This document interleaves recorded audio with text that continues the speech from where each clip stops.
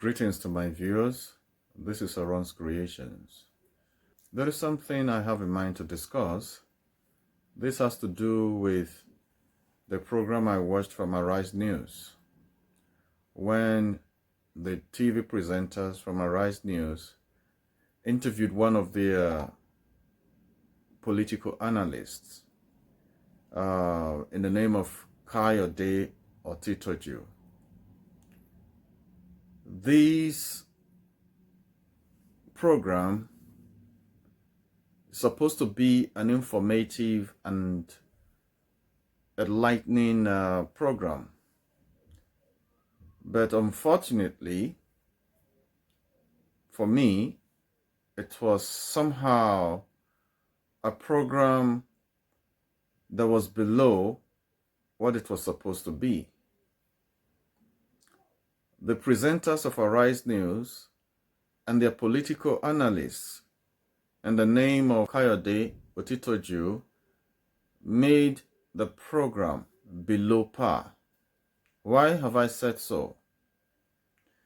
Now, even when the program started, it was about the flooding happening in Nigeria, how people are suffering, how people are in crisis, how people are supposed to be helped by virtually everyone, the federal government and others.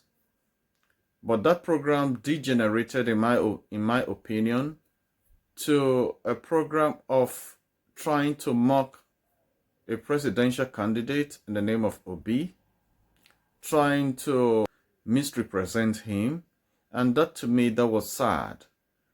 For a notable and a great news outlet as Arise, I didn't expect that. The presenters and even the political analysts were very unprofessional. First of all, I'll play the clip for you, viewers, so that you see and hear for yourself.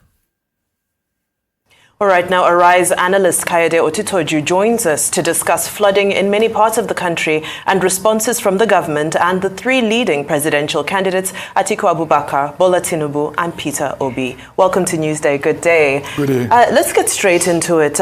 We saw Peter Obi leading the pack by suspending his campaign, going to the affected areas and also making donations. And since then, we've seen Bola Tinubu make his donation of 100 million naira to Kano. We've seen Atiku Abubakar donate 50 million naira to Kano as well. What are your first takeaways from this, the contribution, the involvement of these presidential candidates to this current crisis happening in the country? Thank you. In fact, when that topic was sent to me this morning, I almost said that I won't take it. Because each time I discuss Peter Obi, the type of abuses, blame, and criticism I receive from Obidient is such that I have to let people know that I'm not a layabout in any way. The abuse is so much. This blockhead man, this useless old man, I remember this morning when I was watching Abati, the same thing. He expressed the same thing to Peter Obi. I'm not a pushover in life.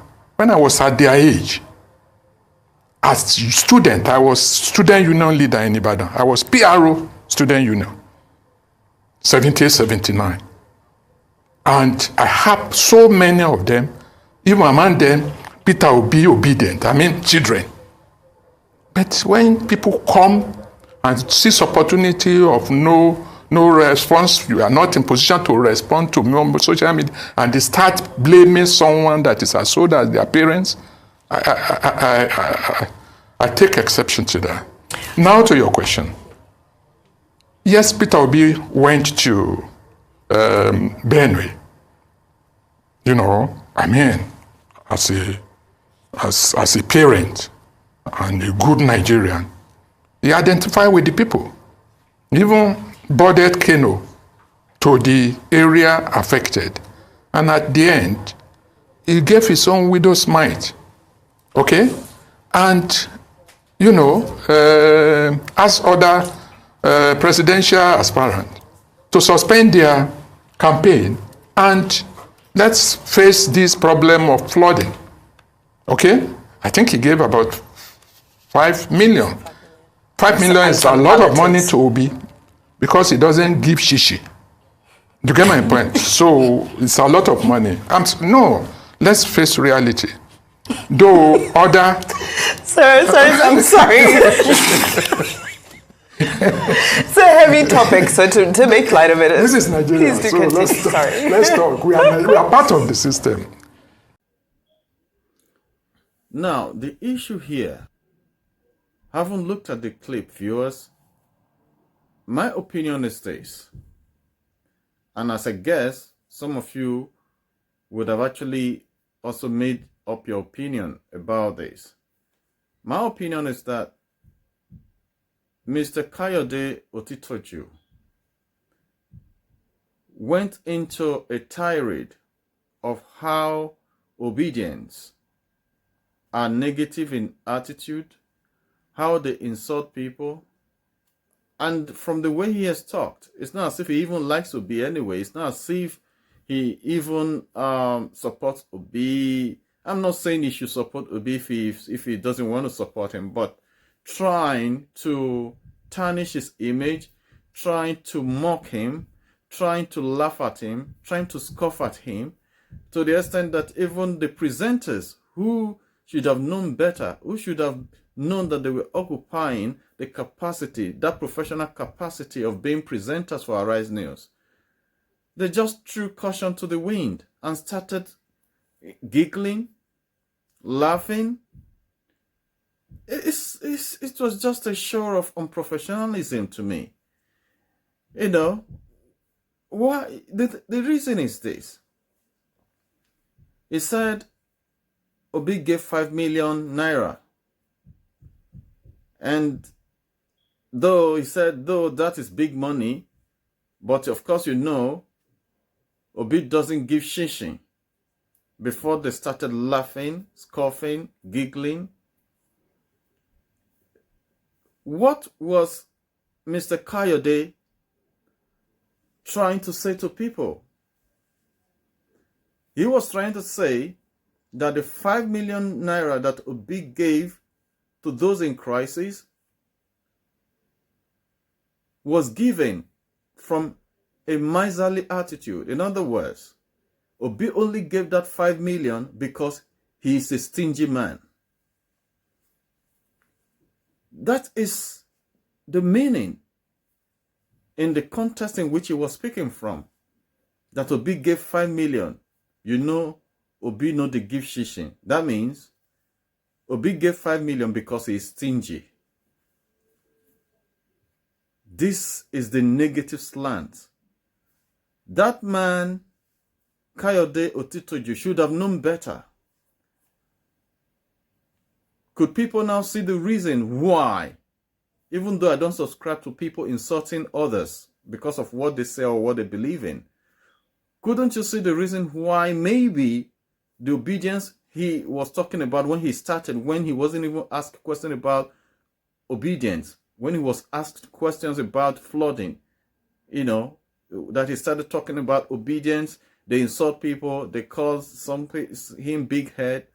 I mean, if you do things like this, do you really get respect from people? Or do you think that respect is just demanded from people? You earn respect, Mr. Kayode Otitoju. You earn respect, even from the younger ones. But when you talk like this, people don't see you as someone they should respect. To be honest with you, you were asked about flood problem and how people affected by the flood are to be helped. But you went into the tirade of blaming obedience, of calling them names and saying that they insult people, that when they gave you the topic, you had even said in your mind that you wouldn't want to come because of Obi. How does that relate to the question you were asked about people, suffering from flooding, people being in crisis as a result of flooding, people not being helped by the government, people suffering a lot of harm as a result of this. How does the flooding relate to what you were angry and just being, somehow, I can't understand it. I can't just understand it. You said you are older in age. One would have expected that you wouldn't just go about it the way you've gone about it. Now, this is what it is. Now, the thing is that the obedience you're talking about are people that are looking for a good government. So you cannot deny that. So again, what you are saying is somebody who gave 5 million naira out of his sweat, out of his hard work, that person is not to be celebrated. What you are then saying is people who gave 100 million, people who gave 50 million, because they have taken from the government, because they have been involved in one corruption or the other, and out of the huge amount they have generated from corruption, and out of the huge money they've derived from malpractices and all that, they gave that little, 100 million, 50 million. Those are better than Obi, who gave 5 million out of his hard work, out of his sweat. So, how does that show? How does that show intelligence? So, this is what it is. You want to tell me that Obi that has done this has not done the right thing. And you were even trying to say, along the line, that Obi left so billions of naira, including dollars. That if Obi really did what he was supposed to do, that he would have tackled the issue of flooding, issue of climate change and all that when he was there as a governor. When you were governor of Anambra, Lagos State, and Anambra has a floodplain. There is Anambra River Basin that is a flood plain because it's very close to the River Niger and it's within the floodable zone of River Niger. I do believe, because this was an ongoing debate online throughout the weekend, and I do believe there were some people pointing out reports of how he did dredge some rivers during his tenure. You asked me to take each of them. Sorry, please go ahead. Okay.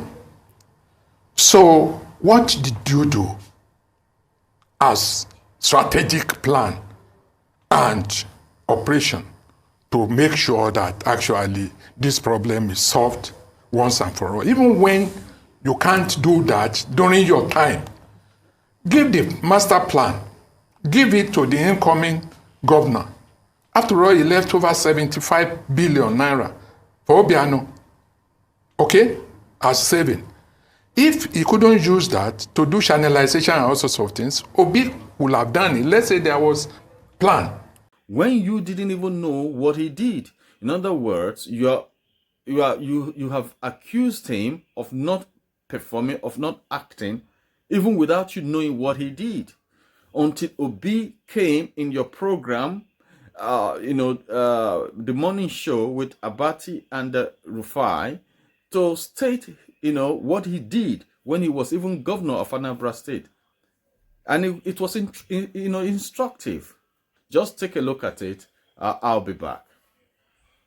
Well, you called for suspension of campaign activities, and you provided the lead in that regard.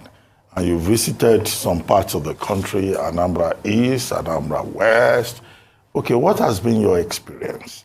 And what do you say to the allegation by some of your critics that you have been given only, is it 24 or 12 loaves of bread? And that you have been stingy in providing support? Can you tell us how many loaves of bread that you provided and what your experience has been on your thoughts. Ruben, thank God we're able to laugh today. I can tell you what Nigeria is going today in terms of this flooding is far, far more devastating than it seems. For those of us who haven't experienced it. Ruben, I was part of the 2012 flooding. This is far more than 2012. You can even see it in death. In 2012, about 300 and something people died. And of course, the lands and everything that have been devastated, this is far worse. It's huge. The entire Bayelsa, for example, apart from maybe government house and a few facilities, is under the water. Similar situation in some parts of Delta, in some parts of rivers, in some parts, you can go on and on and on. Over 2,000 homes are under the water. And of course, millions of people are displaced, and their IDP camps, and of course, children out of school is something you cannot imagine, and everything. So for me, I don't even think it's not just stopping campaign. What I saw is far more than I can imagine. In terms of donation or bread, providing bread, I've never provided any food, be it one bread to anything. Whatever you must have seen is what people brought on their own to where I visited. What I've known is to ask those who are involved or areas where I've went, I've asked the state or anybody that is coordinating them to give me a bank account so I can help. But what I found in some of the IDP camps is that when I was going around and talking to the people who are there, they will tell you that they don't even have 1 naira. So what I've done immediately, I said, okay, how many people are here? And they will say there are 2,000 or 3,000, as the case may be. I can say, okay, why don't you give them this 2 million or 3 million, 5 million, so they can just share so that people can have, even if it's 1 naira. Some of them were begging me, sir, give us 100 naira. So we can also, because the government are struggling to feed them, but nobody is giving them even 1 naira. So I'm going to contribute. Ruben, I've been involved in this type of service far before I became governor. And you know yourself very well that in 2012, I came to Jonathan and said I was going to Haiti when they had earthquake, and he said, what are you going here to do? I said, that's what I've done all my life, that I and my family have been involved in such situations all over the world.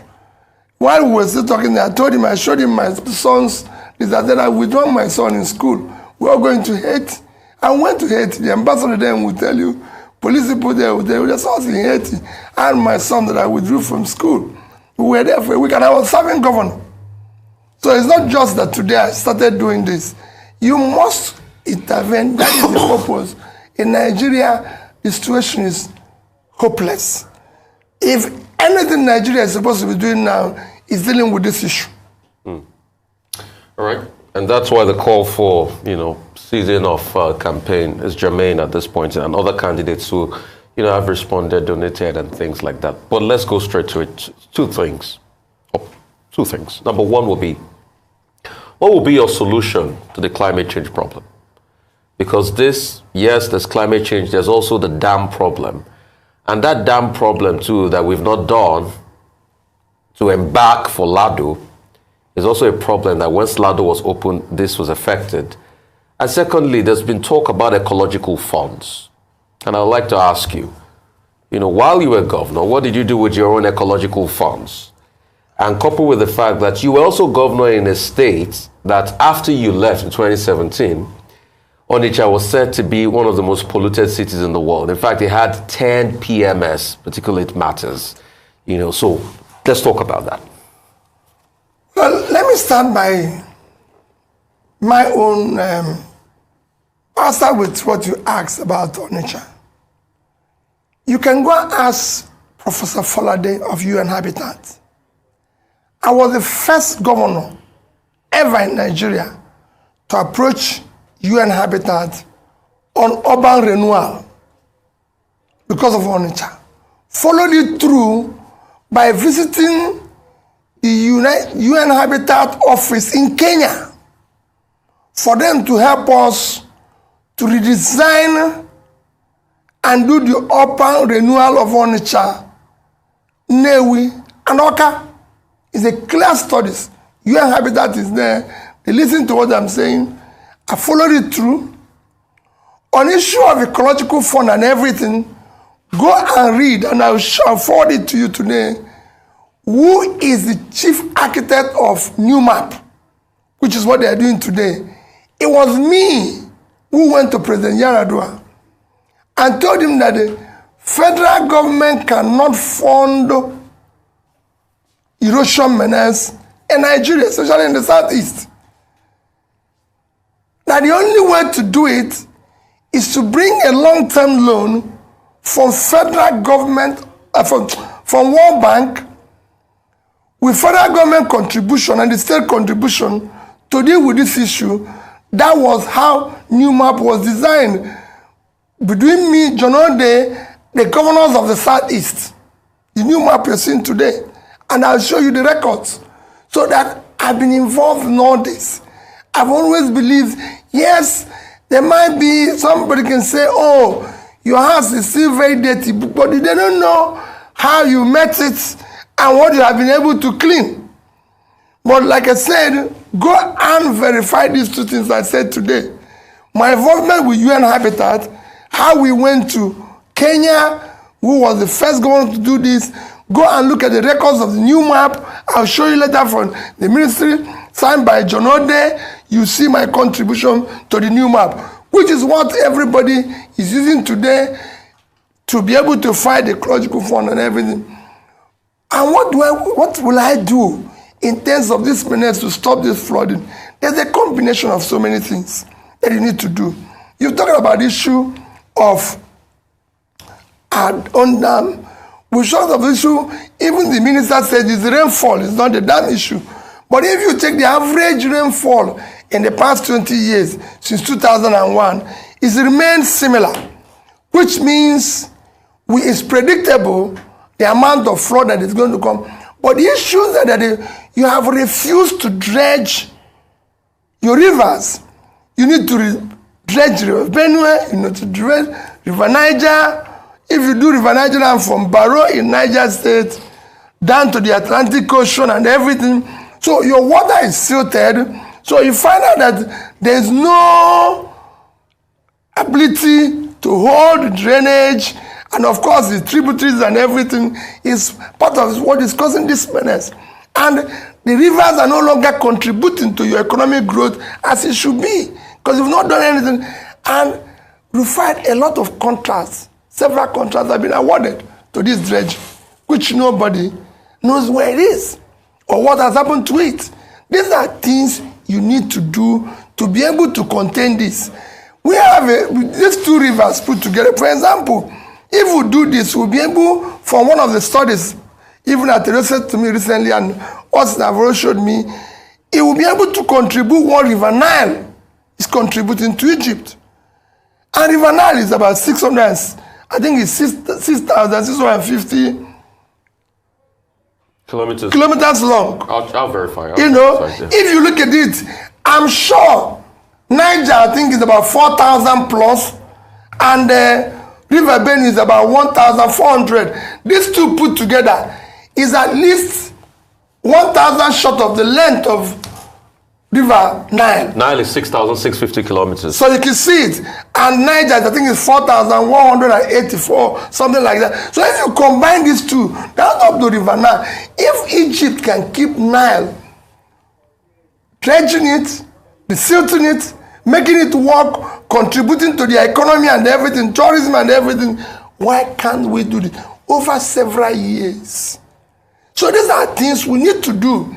You know, these are things where I will start ensuring that if we award the contract, We're not going to do it overnight, that at least it is working. If we have been doing it, if you drive in the dry season over River Niger, which I drive every day, you could see that you can even walk on the river. So it's something that is solvable. Another thing is, these people, they're on the side of corruption. The people he has talked about that gave 50 million, 100 million, he was trying to say that for him, it was only Ahmed Tinubu that did well. Because I think that is where his support is anyway. But you can hide it. You can hide it. There are things that people have said about Bola Ahmed Tinubu and Atiku Abubakar, Bode George, Obasanjo. They've spoken about these candidates on different fora. For example, Olabode George spoke about Tinubu, how he's got his wealth. According to him, that it was through corruption. Even former President Obasanjo also spoke about Atiku and saying that he was corrupt. I'll give the audience time to watch these clips and make up their own mind. Former President Olusegun Obasanjo is remembered for many things in modern Nigerian political history. One of them is setting up the structures for fighting corruption and economic crimes, the twin cancer undermining the nation's developmental aspirations. In this rare encounter at his hilltop residence in Abeokuta, Ogun State, the former Nigerian leader reminisced on the anti-graft war and the challenges before the EFCC, as he explained that pioneer chairman of the EFCC, Malam Nuhu Ribadu, was never his attack dog when he was at the helms of affairs. He also spoke about the corruption controversies surrounding his number 2 while in office and reasons why he cannot visit the United States. He added that he conceded to his vice presidential candidature in 2003 because of political exigency. Hear him. It's those people who have run foul. The people like Atiku. Yes, these are people who are peddling this. Now, it's my attack dog to take Tafa Balogun, my own IGP. We got a letter from America in June 2006 listing a number of people to be investigated. Atiku was one of them. Atiku was one of them. That letter went straight to EFCC. It was just shown to me because they will not be able to investigate my number 2 without my saying, okay, if we get this letter from America, so be it.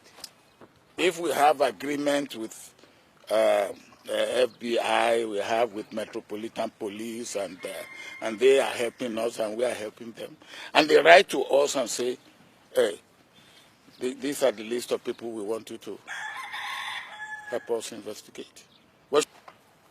When I was trying to fight corruption, an American friend of mine, he used to be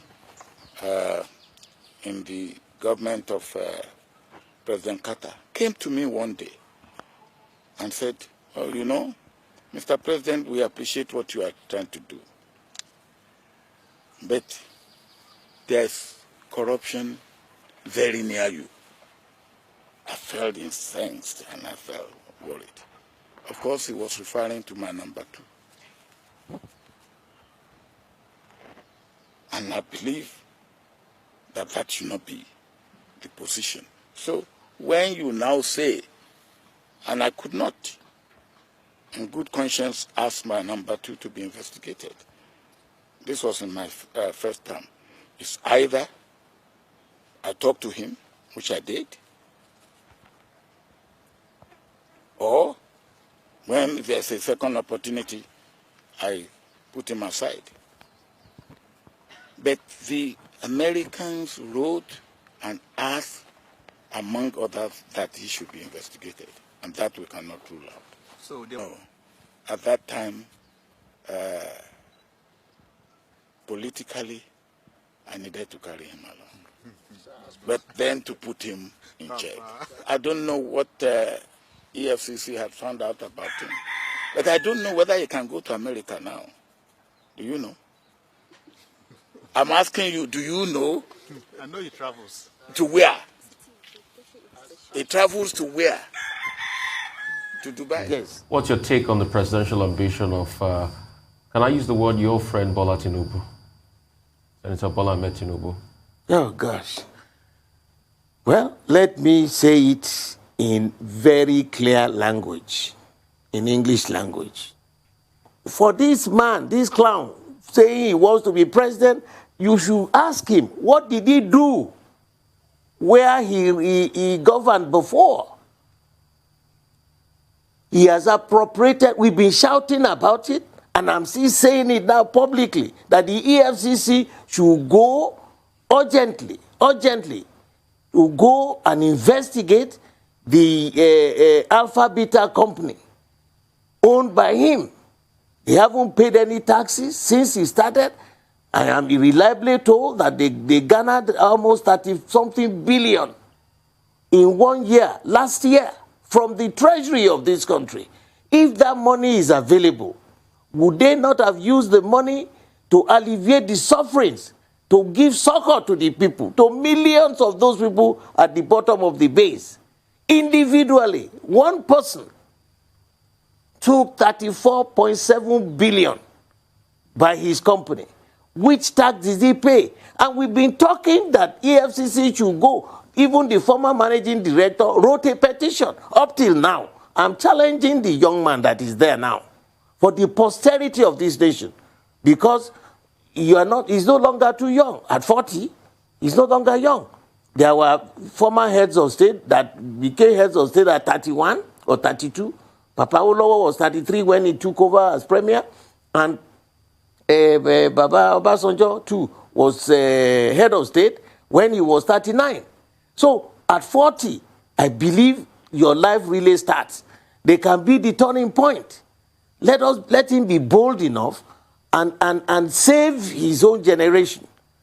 We must make sure that they investigate him. He is junketing all over the place. It's an insult to the civilized minds, those who have worked so hard in this country. And look at the joke. Suddenly, Lagos State government is now saying they're setting up a law. Nobody should go to EFCC. They should be the judge, the jury in their own case. What a mess. What a nonsense. Please, this nation must survive. If by whatever yardstick it becomes the head of state, I will cease to be a Nigerian. And I'm not joking. How? Going by what the clips show, wouldn't one say that these two people, Bola Ahmed Tinubu and Atiku Abubakar, got their wealth from malpractices, from corrupt tendencies or corrupt practices? Now, they gave 50 million and 100 million. And you, Kayode Otitoju, to you, those are the ones that are not stingy. Peter Obi is the one that is stingy because he gave out of his sweat, he gave out of his hard work, because he has not stolen government money, because he has not enriched himself through government money, because he has not engaged in corruption. This is how we celebrate those that have been corrupt over the years. This is how we make the corrupt people to be at the helm of affairs. This is how the corrupt people in Nigeria have been supported to continue to do what is wrong. Because people like you, Kayode Otitoju, you cannot leave your sentiments and face the truth and face reality that Nigerian youths are waking up to, saying that these people that have put them in abject poverty should not come near power, should not smell power. You're very angry about obedience. You talk about them as if they are rascals, as if they are nobody. that you want to show to them that you are not a pushover? Who prompted you to even talk about them? To even say you're not a pushover? You're just being asked a simple question about flooding, my friend. And you want the youth to respect you?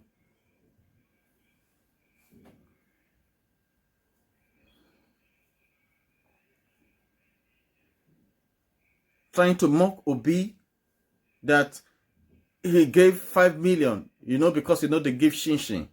Because to you, giving 5 million means he is stingy. For you, those that give 100 million, 50 million, they are the ones not stingy. Even if they had their wealth through corruption, according to the clips from Olabode George and former President Obasanjo.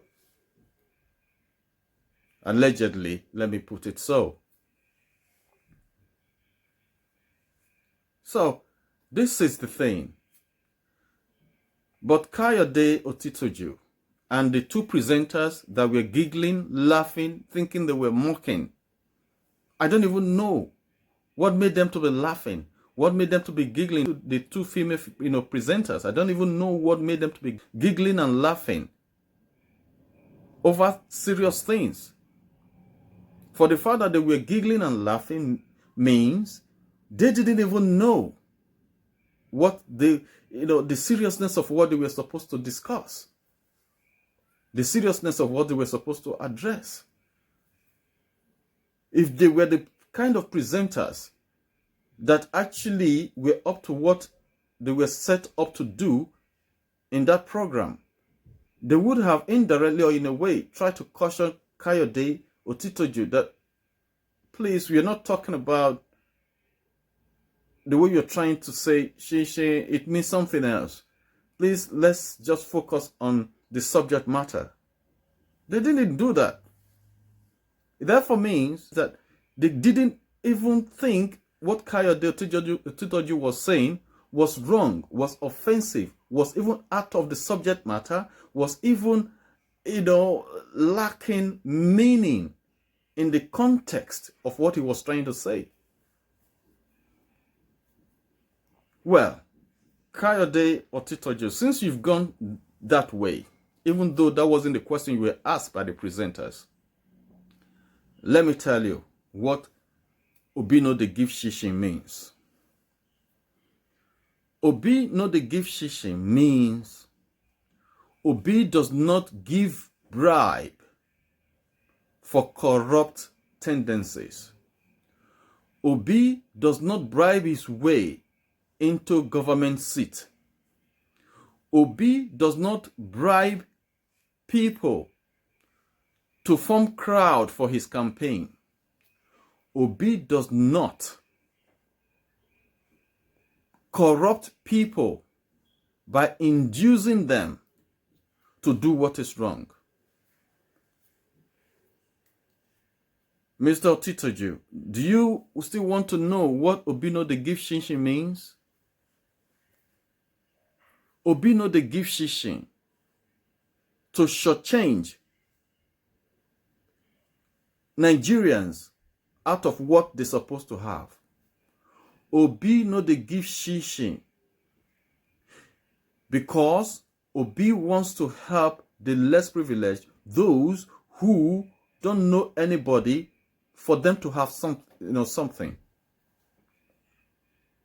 Obi no dey give shishin means Obi does not encourage corruption. That's what Obi no dey give shishin means. It's just mind-boggling the way these people, they are used to this over the years. They are used to this over the years, and that is why they keep doing what they do and they keep saying what they say. It's just mind-boggling. Kayode Otitoju, please, next time you are asked a question, go straight and answer that question. Don't delve into irrelevancies. Don't delve into what you are not asked. Don't be so unprofessional. And this also goes to Arise News presenters, especially those females. Please try as much as possible to be professional. Because in that program, you were very unprofessional. You have to be called out. And Mr. Otitoju has to be called out too. Arise is a great news station, news outlet. Everyone knows that. Arise is one of the most objective stations, one could say, that is in Nigeria.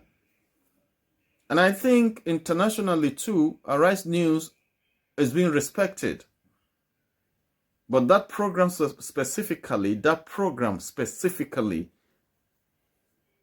where Kayode Otitoju made those statements, was far, far below what is expected of Arise News.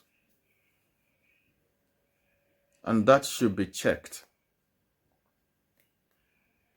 Well, viewers, that is my take on that program by Arise News and presenters and their political analysts.